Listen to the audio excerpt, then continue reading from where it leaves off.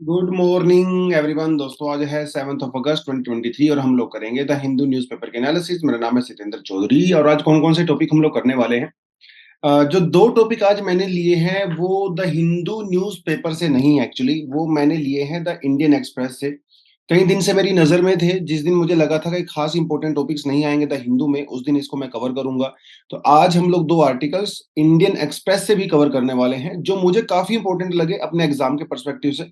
एक जो टॉपिक है वो जीएस पेपर 3 एनवायरमेंट इकोलॉजी से है, जहां पे हम लोग कार्बन कैप्चरिंग क्या होता है उसके बारे में बात करेंगे, कार्बन सिक्वेस्ट्रेशन क्या होता है, वो छोटे से टॉपिक के बारे में बात करेंगे। और एक दूसरा टॉपिक है वो है एम्प्लॉयमेंट के बारे में। यूपीएससी में एम्प्लॉयमेंट जीएस पेपर 3 में एक काफी इंपॉर्टेंट टॉपिक होता है, वहां से इसको हम लोग देखेंगे। जो अपना टेक्स्ट सेक्शन आज द हिंदू पे आया है वो है शुगर केन प्रोडक्शन के बारे में, किस तरह से इंडिया वर्ल्ड में शुगर केन प्रोडक्शन में सबसे नंबर 1 पे आ गया है आफ्टर ब्राजील। ब्राजील को बेसिकली सुपरसीड करके। लेकिन ये जो हम लोग इतना शुगर केन प्रोडक्शन कर रहे हैं, क्या ये अच्छी बात है या इसके कुछ डाउन साइड भी हैं, वो हम इस आर्टिकल में बात करेंगे। उसके अलावा एक छोटा सा एडिटोरियल है सेपरेशन ऑफ पावर के बारे में। अ, आर्टिकल छोटा है, एडिटोरियल छोटा है, लेकिन इसकी इंपॉर्टेंस काफी ज्यादा है, वो हम लोग देखेंगे जब इसको पढ़ेंगे। उसके अलावा कुछ एमसीक्यूज दिए गए हैं आपको सोल्व करने के लिए। चलिए जी, आगे बढ़ते हैं। तो सीधा पे आते हैं पहले टॉपिक पे, ज्यादा डिले बिल्कुल भी नहीं करते हैं। लेकिन हाँ, आप वीडियो देखने से पहले यस डेफिनेटली इसको लाइक कर सकते हो और कमेंट सेक्शन में आप अपनी अटेंडेंस दे सकते हो। जिस टाइम पे भी आप न्यूज़पेपर एनालिसिस देखते हो तो उस समय कम से कम एक गुड मॉर्निंग, गुड इवनिंग या कुछ डाउट्स फीडबैक्स वगैरह होती है, आप डेफिनेटली दे सकते हैं। चलिए, तो पहला टॉपिक है द इंडियन एक्सप्रेस से है। इसका मतलब ये नहीं है कि आप द हिंदू छोड़ के इंडियन एक्सप्रेस पढ़ना शुरू करो। कोशिश करते हैं हम लोग जो बेस्ट आपके लिए आर्टिकल्स होते हैं वो लेके आएं। द हिंदू में बहुत अच्छे आर्टिकल आते हैं over a period of time. UPSC के पर्सपेक्टिव से द हिंदू जो है वो ज्यादा सुटेबल माना जाता है, जिस तरह से आर्टिकल इसमें पूछते हैं। इंडियन एक्सप्रेस में क्या है, 3-4 दिन कोई खास न्यूज नहीं आती है हमारे एग्जाम के पर्सपेक्टिव से, लेकिन हो सकता है हफ्ते में 2 दिन बहुत बढ़िया न्यूज आ जाए। इंडियन एक्सप्रेस का थोड़ा ऐसा रहता है। द हिंदू में कंसिस्टेंटली महीने में हफ्ते में कम से कम 5 दिन बहुत अच्छे आर्टिकल आते हैं एग्जाम के पर्सपेक्टिव से। 1-2 दिन तो इधर उधर चलता ही है। चलिए, राइज ऑफ सेल्फ एम्प्लॉयमेंट, ये डेटा दिया गया है centre of monitoring Indian economy यानी कि सीएमई के द्वारा, जिन्होंने जनवरी से लेके अप्रैल 2023 के बीच में इंडिया में किस तरह की एम्प्लॉयमेंट जनरेट हो रही है उसके बारे में बात किया है। एम्प्लॉयमेंट क्या होता है, अनएम्प्लॉयमेंट की डिफरेंट वैरायटीज क्या क्या होती हैं, टाइप्स क्या क्या होते हैं, वो ऑलरेडी हम लोग पढ़ चुके हैं प्रीवियस डेज में। बट आज हम लोग जानेंगे इंडिया में जो एम्प्लॉयमेंट है वो किस किस कैटेगरी का एम्प्लॉयमेंट है, कहाँ पे लोग ज्यादा एम्प्लॉयड हैं, कहाँ पे कम है। देखिए, जब बात किया जाता है हमारी टोटल पॉपुलेशन में जो एम्प्लॉयड है, तो यहाँ पे बेसिकली एम्प्लॉयमेंट को 4 कैटेगरी में डिवाइड किया गया है। पहली होती है बिजनेस क्लास, दूसरी होती है salary workers, small traders and the ways labourers and the farmers. ये वेज लेबरर्स, फार्मर्स को आप एक ही कैटेगरी में डाल सकते हो। ये 4 कैटेगरी में हमारे यहाँ पे पॉपुलेशन को जो कि एम्प्लॉयड हैं कैटेगराइज किया जा सकता है। सीएमए का ये कहना है कि मेजोरिटी जो इंडियंस हैं वो बेसिकली वेज अर्नर्स हैं, स्मॉल ट्रेडर्स हैं या फिर फार्मर्स हैं, with salary class ranking third. जो सैलरी वाले हैं वो तीसरे नंबर पे आते हैं और जो बिजनेस यानी कि जो एंटरप्रेन्योर्स हैं वो फोर्थ नंबर पे आते हैं। तो ऑब्वियसली बात है यार, सब लोग बिजनेसमैन तो नहीं हो सकते। अगर आप डेटा यहाँ पे देखें 2016 से लेके 2023 के बीच का, अब इसके बीच में पेंडेमिक भी आ गया है ना, उसके बाद में भी चीजें चेंज हुई, उससे पहले चीजें अलग थी। आप यहाँ पे क्लियरली देख सकते हो, ये जो आपको ये वाली जो येलो लाइन नजर आ रही है, आप यहाँ पे क्लियरली देख सकते हो, ये है स्मॉल ट्रेडर्स की और वेज अर्नर्स की, राइट। तो ये इनमें थोड़ी गिरावट आई थी। अब ये पेंडेमिक का समय यहाँ पे चल रहा है, तो ये पेंडेमिक तक आते आते गिरावट आई है और उसके बाद थोड़ा सा ग्रो हुआ है, आप क्लियरली देख सकते हो। उसके अलावा ये वाली जो लाइन आपको नजर आ रही है, दिस वन, ये है हमारे फार्मर्स की। तो फार्मर्स की भी थोड़ी बड़ी है, हालांकि बाद में थोड़ा सा कम हुआ। जो डार्क रेड आपको नजर आ रही है वह सैलरीड एम्प्लॉयज। तो सैलरीड एम्प्लॉयज भी देखिए यहाँ पे पेंडेमिक के टाइम पे एकदम डाउन चला गया था, उसके बाद थोड़ा सा हल्का सा इंक्रीज हुआ है। और ये देखिए हमारा जो दिया गया बिजनेस क्लास, तो जो कि फोर्थ नंबर पे है बिजनेस क्लास। तो थोड़ा सा ग्राफ वगैरह से आपको ट्रेंड का पता चलता है। और अगर आप पॉसिबल हो सके और अगर एग्जाम में कंटेंट बना सकते हो और इस तरह का कुछ डायग्राम्स वगैरह, कुछ मैप ग्राफ्स वगैरह, तो बहुत जबरदस्त एक इंप्रेशन पड़ता है आपके आंसर का, क्वालिटी एकदम इंप्रूव हो जाती है बढ़िया वाली। राइज ऑफ सेल्फ एम्प्लॉयमेंट की अगर हम लोग बात करें, तो सेल्फ एम्प्लॉयमेंट के अंदर बेसिकली 3 कैटेगरी आती हैं। एक होती है बिजनेस, एक होता है सेल्फ एम्प्लॉयड एंटरप्रेन्योर्स और एक होता है क्वालिफाइड सेल्फ एम्प्लॉयड प्रोफेशनल्स। इन तीनों में क्या फर्क होता है मैं आपको आगे बताऊंगा कि बिजनेसमैन किसको बोलते हैं, सेल्फ एम्प्लॉयड एंटरप्रेन्योर्स किसको बोलते हैं। जैसे तो हल्का सा आइडिया देता हूँ, बिजनेस वाले तो आप समझ ही गए होंगे, बड़े बड़े जो बिजनेस पर्सन होते हैं। सेल्फ एम्प्लॉयड एंटरप्रेन्योर्स मतलब आप ये समझ लीजिए जैसे कोई टैक्सी कैब चला रहा है, कोई टेम्पो चला रहा है, वो भी सेल्फ एम्प्लॉयड एंटरप्रेन्योर ही होता है।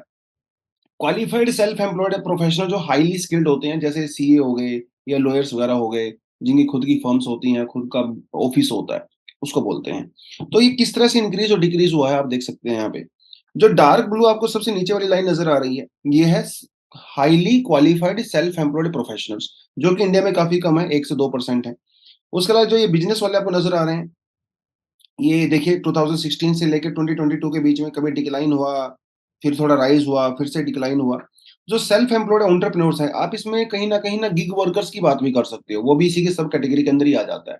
कोई छोटा मोटा दुकान अगर आप चलाते हो, है ना, वो भी सेल्फ एम्प्लॉयड एंटरप्रेन्योर के अंदर ही आता है।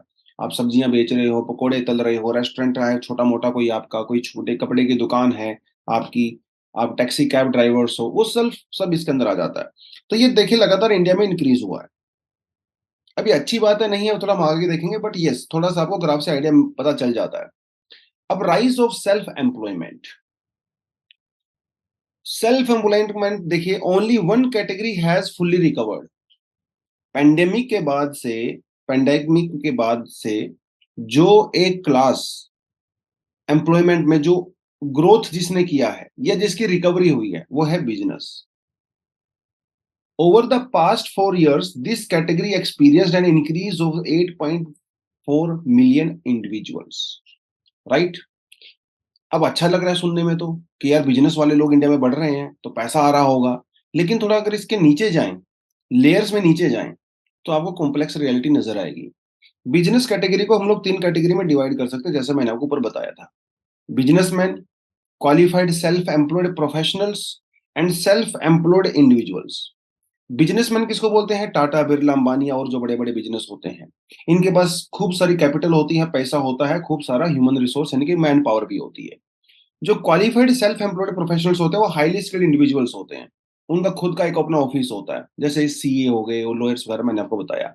तीसरी जो कैटेगरी होती है वो रहती है आपकी बिजनेस वेंचर्स जिसका होता है, लेकिन इनके पास ज्यादा कैपिटल वगैरह नहीं होती है, जैसे taxi drivers, barbers, estate agents वगैरह, एलआईसी एजेंट, कोई छोटे मोटा काम आप करते हो, ठीक है, ये वाले लोग होते हैं। इनकी संख्या बढ़ी है हमारे यहाँ पे। सेल्फ एम्प्लॉयड एंटरप्रेन्योर्स की संख्या इंडिया में बढ़ी है, स्पेशली आफ्टर पेंडेमिक। इस समय अगर हम लोग देखें इस कैटेगरी में 70 to 80% तो यही वाले होते हैं, टैक्सी ड्राइवर्स, बार्बर्स, वो सब। बिजनेसमैन की कैटेगरी देखें तो वो 15 से 20% आती है, जो कि बड़े बिजनेसमैन हैं, आपके शहरों में भी मिलेंगे आपको देखने को। सेल्फ एम्प्लॉयड प्रोफेशनल जो होते हैं, हाईली स्किल्ड होते हैं, वो सिर्फ 1 से 2% ही है। तो डेटा जो है वो काफी क्लियर पिक्चर कर देता है हमारे दिमाग में, राइट। सीएमआई का डेटा क्या कहता है कि भैया सेल्फ एम्प्लॉयड जो एंटरप्रेन्योर्स हैं उनकी संख्या हमारे यहाँ पे बढ़ी है, लेकिन ये कोई अच्छी बात नहीं है। सेल्फ एम्प्लॉयड जैसे टैक्सी ड्राइवर्स, गिग वर्कर्स, इनकी संख्या क्यों बढ़ती है?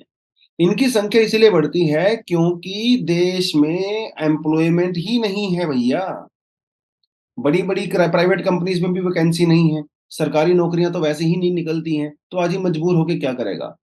मजबूर होके कोई टैक्सी चलाएगा, कोई छोटा मोटा दुकान खोलेगा, राइट। तो वो मजबूरी में वो काम कर रहे हैं, बेसिकली इनका ये कहना है। तो और उसमें से भी बहुत सारे लोग जो है एग्रीकल्चर एक्टिविटी में भी इन्वॉल्व हैं, जो कि बहुत कम प्रोडक्टिव है, क्योंकि जॉब्स कम क्रिएट हो रही हैं, इस वजह से हो रही है। तो it's not a good thing overall हम ये कहें कि अच्छा इंडिया में तो भैया सेल्फ एम्प्लॉयमेंट बढ़ रहा है। नो, नहीं बढ़ रहा है। संख्या में लग रहा है बढ़ रहा है, लेकिन उनकी जो क्वालिटी है एम्प्लॉयमेंट की वो उतनी अच्छी नहीं हो रही है। तो there are lot of challenges. क्या क्या चैलेंजेस हैं? सच लो एवरेज अर्निंग, क्योंकि जो सेल्फ एम्प्लॉयड वर्कर्स आपको ऊपर नजर आ रहे हैं उनकी कोई ज्यादा अर्निंग तो है नहीं। जेंडर पे गैप है, अगर आप देखें मैन और वुमन में, पहली बात तो वुमन जो लेबर फोर्स पार्टिसिपेशन इंडिया में वो भी बहुत लोएस्ट लेवल पे चला जाता है, लेकिन जो वुमेन पार्टिसिपेट कर भी रही हैं वहां पे भी जेंडर पे गैप बहुत ज्यादा है, राइट। अनरजिस्टर्ड स्टेटस है भैया। अब गिग वर्कर्स को देख लीजिए, रजिस्टर्ड ही नहीं है, है ना। बार बार जो छोटी दुकान होती है ये रजिस्टर्ड थोड़ी रहते हैं, है ना, कोई कोई रेडी लगा रहा है, कोई सब्जियां बेच रहा है, रजिस्टर्ड तो नहीं है। तो इसी वजह से उनको कोई फॉर्मल किसी तरह की सोशल सिक्योरिटी अनफॉर्चुनेटली हमारे यहाँ पे नहीं मिलती है, राइट। तो उनको बहुत स्ट्रगल करना पड़ता है कैपिटल करने वगैरह अरेंज करने के लिए। बैंक बैंक उनको पैसा देता नहीं है क्योंकि फॉर्मलाइज नहीं होते हैं। सोल्यूशन तो वही है जो पहले हम लोग बात कर चुके हैं। Indian economy needs to focus on the providing access to the capital for the self employed individual to enable business expansion and the reinvestment. अब जान जान मान लो किसी की बार्बर की शॉप है, अब वो उसको एक्सपेंड करना है अपने बिजनेस को, या किसी की सब्जी की दुकान है, या किसी ने टैक्सी डाल रखी है, उसके लिए उसको तो पैसा चाहिए, बैंक से लोन चाहिए, उसको मिलता नहीं है। तो सबसे बड़ी बात यह है कि पहले तो कैपिटल आपके पास होनी चाहिए, पैसा वैसा आपको आसानी से मिले ताकि बिजनेस को एक्सपेंड कर सको। उसके अलावा promote good quality skill training. नहीं तो लोग क्या है, वही वेज अर्नर्स वगैरह बन के रह जाते हैं, एग्रीकल्चर में अनप्रोडक्टिव एक्टिविटी करते रहते हैं क्योंकि स्किल आपके पास होता नहीं है।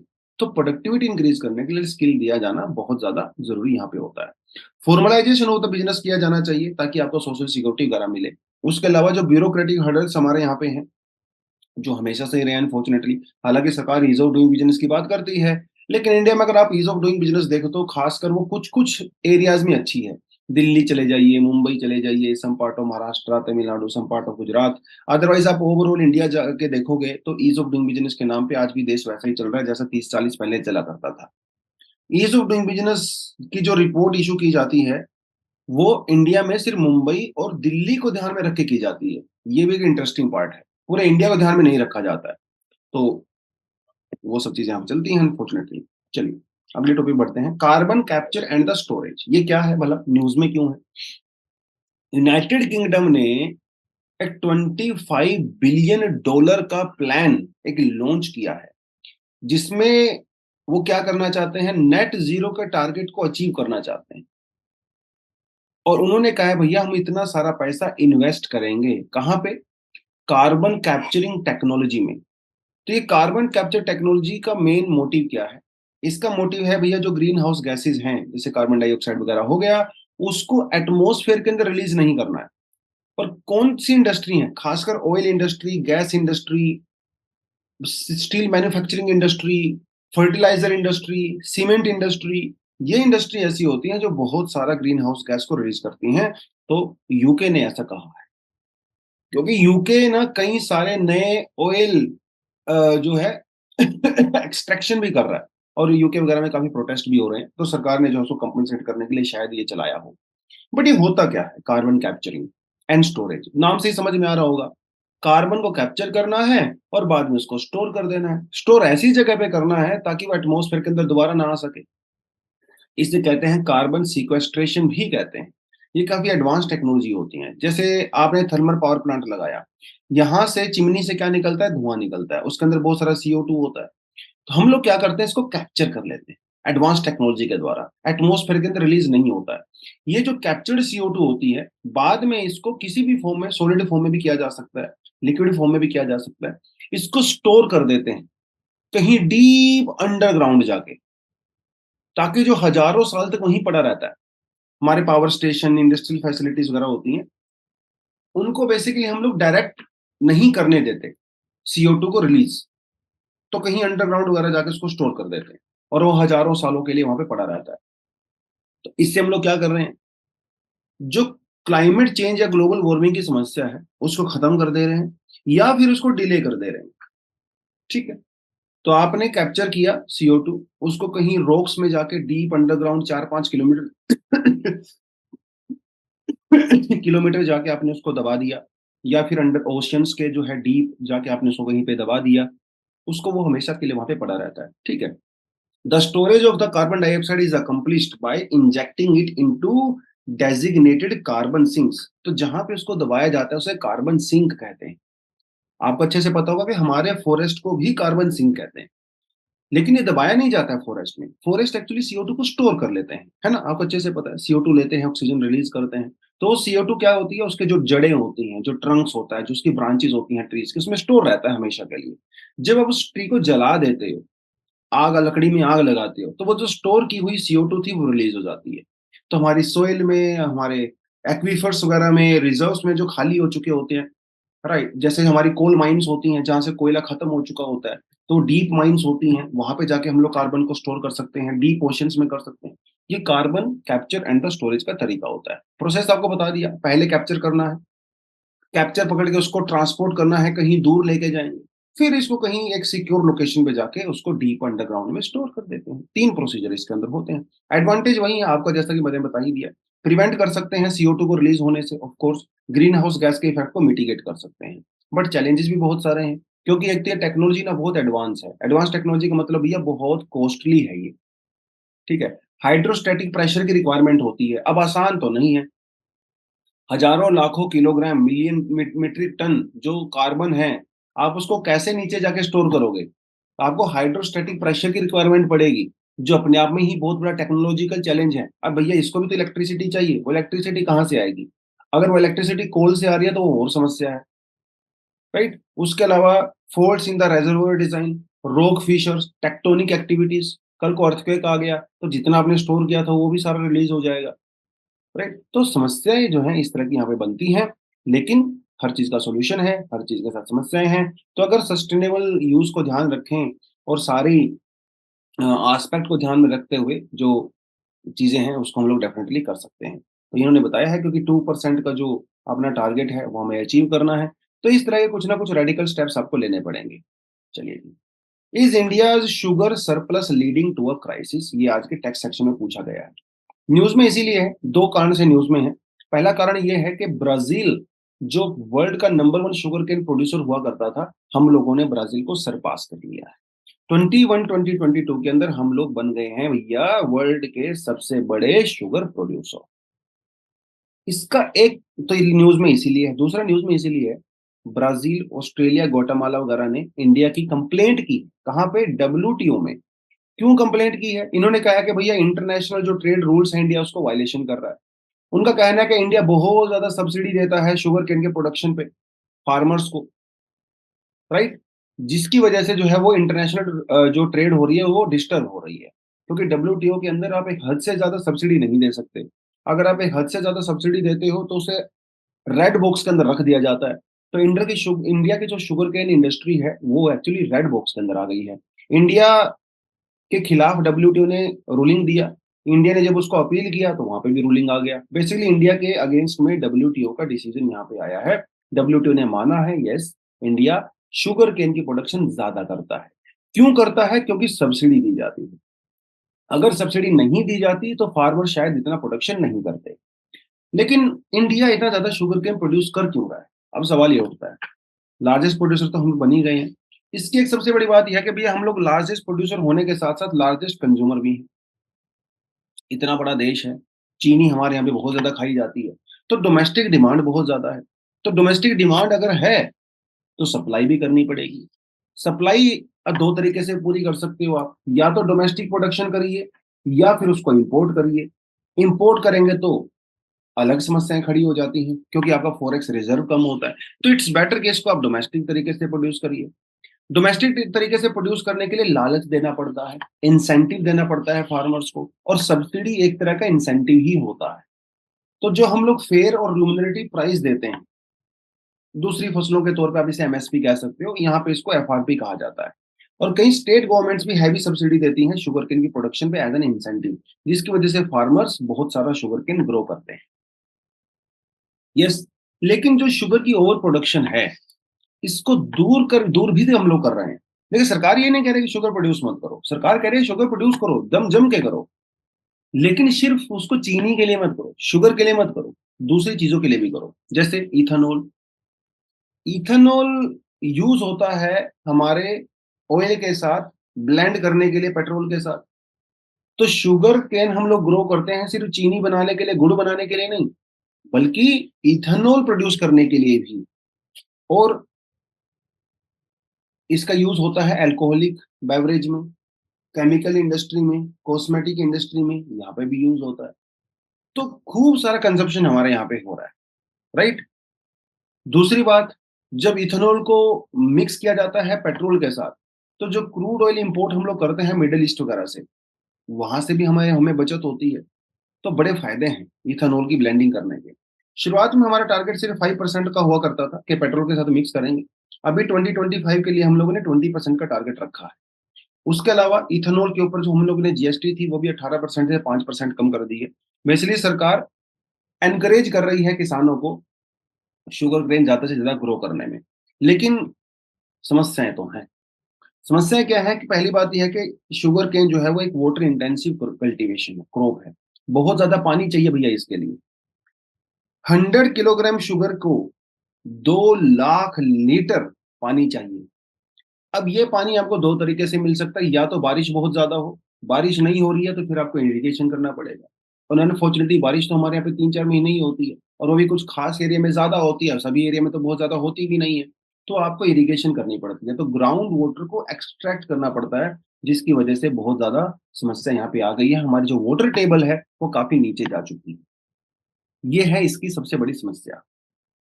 समाधान भी होना चाहिए। समाधान तो वही है, introducing fair and the comprehensive subsidy scheme for the variety of crops, ताकि किसान डाइवर्सिफाई करें अपनी क्रॉप को, सिर्फ शुगर के ऊपर ही डिपेंड ना रहें। जब आप किसी एक पर्टिकुलर क्रॉप को बहुत ज्यादा सब्सिडी वगैरह देने लगते हो तो इससे मोनोकल्चर इंक्रीज होता है, इनके किसान सिर्फ उसी फसल को ग्रो करने लगते हैं। ये समस्या आपको जो है आपको राइस में यानी कि पैडी कल्टीवेशन में और व्हीट में भी नजर आ रही है, क्योंकि वहां पे भी आपको एमएसपी दिया जाता है। ये थोड़ा सा इसको हमें एड्रेस यहाँ पे करना पड़ेगा, राइट। उसके अलावा इरिगेशन, क्योंकि मेन समस्या तो पानी है। तो आप जो ट्रेडिशनल मेथड है इरिगेशन करने का, उसे जो है फ्लड इरिगेशन मेथड कहते हैं, उसको चेंज करके हम लोग बेटर इरिगेशन फैसिलिटीज वगैरह इंट्रोड्यूस कर सकते हैं, जैसे ड्रिप इरिगेशन। इसमें पानी की खपत जो है वो 70% से भी कम होती है नॉर्मल के कंपैरिजन में, राइट। वो चीजें हम लोग डेफिनेटली कर सकते हैं। ओवरऑल हमारा जो वाटर सेविंग मैनेजमेंट सिस्टम है वो हम लोग करें। उसके अलावा रेन वाटर हार्वेस्टिंग कर सकते हैं, मानसून वगैरह के दौरान स्टोर कर सकते हैं वाटर को, ग्राउंड वाटर को इंक्रीज कर सकते हैं, वेस्ट वाटर ट्रीटमेंट कर सकते हैं, कनाल इरिगेशन को जो है और ज्यादा बढ़ावा दे सकते हैं। ये सारी चीजें अगर हम लोग करेंगे तो ग्राउंड वाटर अच्छा होगा। ग्राउंड वाटर अच्छा होगा तो डेफिनेटली फिर हमारे शुगर के लिए पानी हमारे पास अवेलेबल रहेगा, राइट। उसके अलावा ग्राउंड वाटर रिसर्च वगैरह में इन्वेस्टमेंट करिए, वो भी जरूरी है। टेक्नोलॉजी तो आज के जमाने में जरूरी है भैया। तो ये तो सारी चीजें हो गई। शुगर केन के लिए हल्का फुल्का आप पढ़ सकते हो प्रीलिम्स के पर्सपेक्टिव से कि इसके लिए क्या क्या क्लाइमेटिक कंडीशन चाहिए होती है। 21 से 27% इसके लिए हॉट ह्यूमिड क्लाइमेट चाहिए। 75 से लेके 100 सेंटीमीटर का इसके लिए रेनफॉल चाहिए होता है। Deep rich loamy soil basically mixture होता है, जिसमें सैंडी सोइल, क्ले सोइल वगैरह सब कुछ मिक्स होता है। उत्तर प्रदेश, महाराष्ट्र, कर्नाटक, तमिलनाडु, बिहार, ठीक है, इन एरियाज में लार्जेस्ट प्रोड्यूसर ये होते हैं।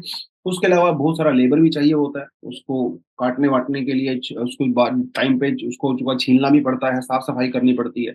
तो मैनुअल लेबर की भी अच्छी खासी रिक्वायरमेंट यहाँ पे होती है। आप देख सकते हो 2013 में यहाँ से क्वेश्चन ऑलरेडी पूछा जा चुका है। उसके अलावा 2022 में भी एग्रीकल्चर सेक्टर में शुगर केन को लेकर क्वेश्चन पूछा गया है। आप इसका आंसर मुझे कमेंट सेक्शन में बताओगे। उसके अलावा नाइट्रोजन फिक्सिंग प्लांट्स, यानी कि एग्रीकल्चर सेक्टर काफी इंपॉर्टेंट है हमारे लिए, तो यहाँ से भी क्वेश्चन पूछा गया है। लास्ट के क्वेश्चन है दोनों, तो नीचे कमेंट सेक्शन में आप इसका आंसर हमें दे सकते हैं। चलिए, bureaucracy as a prosecutor and the जज, ये है आज का एडिटोरियल।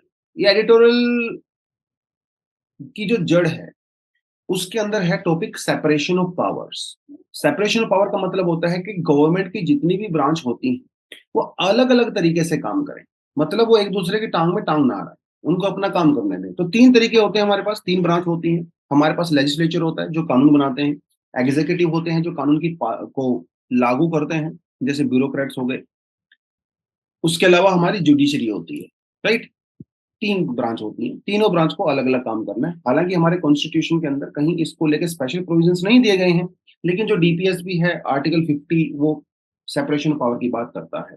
और उसके अलावा 53(1), 122, 212 एंड द आर्टिकल 361 कहीं ना कहीं डायरेक्टली और इनडायरेक्टली सेपरेशन ऑफ पावर की बात करते हैं। लेकिन सवाल यहाँ पे ये नहीं है, सवाल यहाँ पे ये है कि एग्जीक्यूटिव, लेजिस्लेचर और जुडिशरी, जब ये तीनों सेपरेट काम करती हैं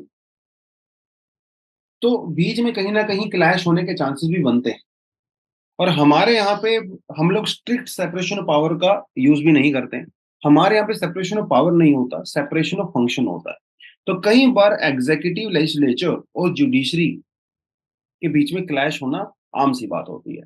तो जुडिशरी एग्जीक्यूटिव कई बार ऐसे काम करती है, ऐसे कानून बना देती है, जिसकी वजह से जुडिशरी की पावर थोड़ी-सी कम हो जाती है।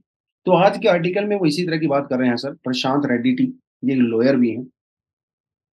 ईज़ ऑफ डूइंग बिज़नेस के नाम पे कई बार जुडिशरी की पावर जुडिशरी से ले ली जाती है। कुछ एग्ज़ाम्पल इन्होंने यहाँ पे बड़े ज़बरदस्त दिए। एक देखिए अभी जो है लोकसभा में एक विश्वास एक्ट 2022 वो पास किया गया, जिसमें इन्होंने ये कहा कि भैया ईज़ ऑफ डूइंग बिज़नेस के नाम पे हम इंडिया के कई सारे कानून जो पहले क्रिमिनल ऑफेंस हुआ करते थे, उन्हें हम लोग डीक्रिमिनलाइज़ कर रहे हैं। यस, जैसे एक एग्ज़ाम्पल के तौर पे, जैसे हमारे यहाँ पे एयर पॉल्यूशन एक्ट है। एयर पॉल्यूशन एक्ट के तहत अगर कोई कंपनी, कोई इंडस्ट्री अगर एयर पॉल्यूट करती है, तो पहले ये क्रिमिनल ऑफेंस हुआ करता था। अब क्या कर दिया गया है, इसको एक सिविल ऑफेंस कर दिया गया है। अब आपके ऊपर फाइन लगेगा और आपको छोड़ दिया जाएगा, अगर आप फाइन पे कर देते हो। पहले ये क्रिमिनल ऑफेंस हुआ करता था। अब यहाँ पे क्या फ़र्क, जब इसको सिविल ऑफेंस एक तरह से कर दिया गया है, तो ये फाइन कौन लगाएगा और ये फाइन कौन कलेक्ट करेगा? ये कौन करेगा? ब्यूरोक्रेट्स। पहले जब वो क्रिमिनल ऑफेंस हुआ करता था, वो काम क्या करती थी जुडिशरी।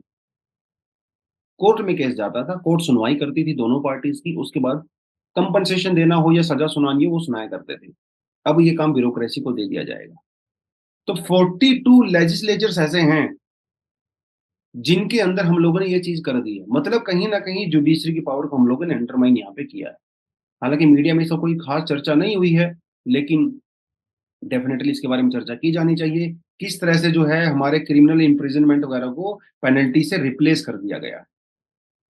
इसका मतलब ये हुआ that power has been transferred from judiciary to bureaucracy.